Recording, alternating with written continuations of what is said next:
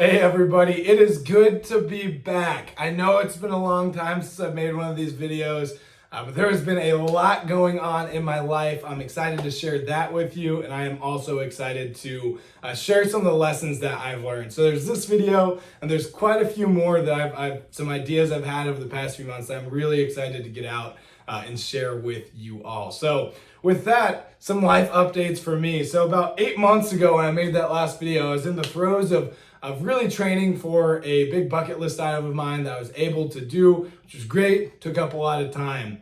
In the middle of all that training, I actually ended up switching jobs, switching companies. And I'm talking to you now, I have since moved to Ames, Iowa from Midland, Texas. And so in that transition time for about 3 months, I was traveling to North Dakota, South Dakota, or Iowa pretty much every single week. And then I'd find myself back in Texas on most weekends. So it was pretty tough trying to be in one of 3 places, knowing I'm trying to grow roots in Ames.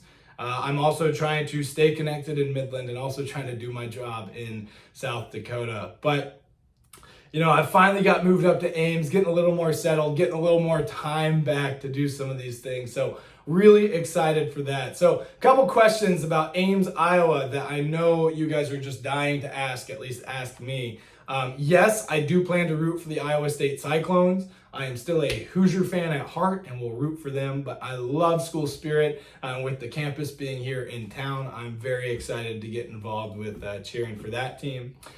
2, no, I do not like cold weather, and I am not particularly looking forward to spending a winter in Iowa or many winters in Iowa. But I am excited for the opportunities that the new job has brought, the opportunities to meet new people, to see new things, and just continue to see how God can work in my life and in the lives of others as they speak into others and speak into me while I'm here. So very thankful for that. So as I've talked about moving and all these different things, those of you who know me know I've moved quite a bit. I haven't really lived in the same place for more than 2 years since I left for school quite a while ago. So one thing that's been in my head and this idea is like growing roots.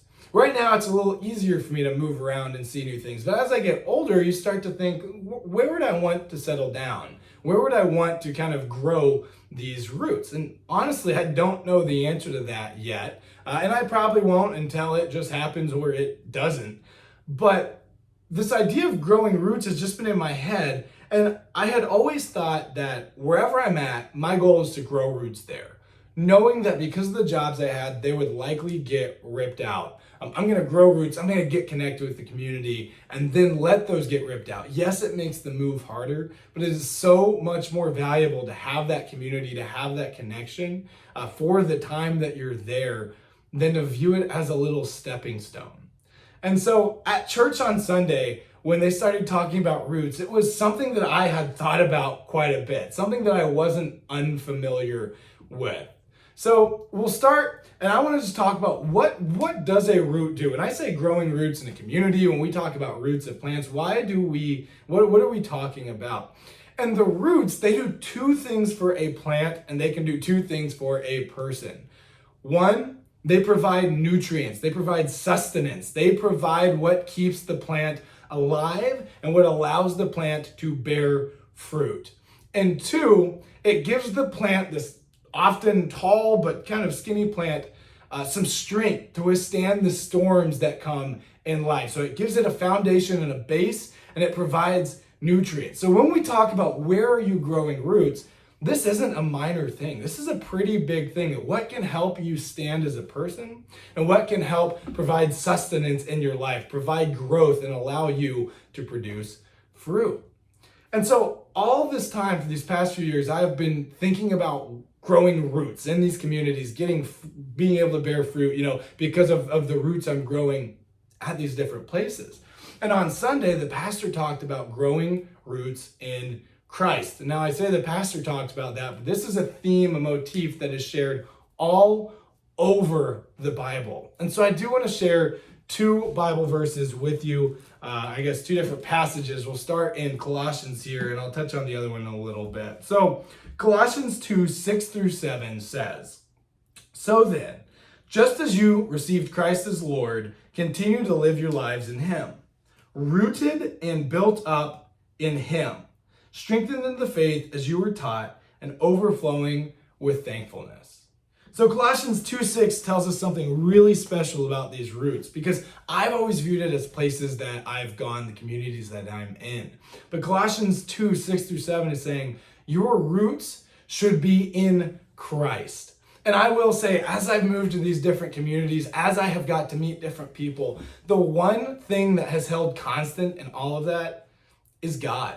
And is the ability to have a relationship with him, and though the names and faces and pastors and churches change, to continue to grow together with others on a path towards maturity in Christ, towards growing in our faith in the Lord.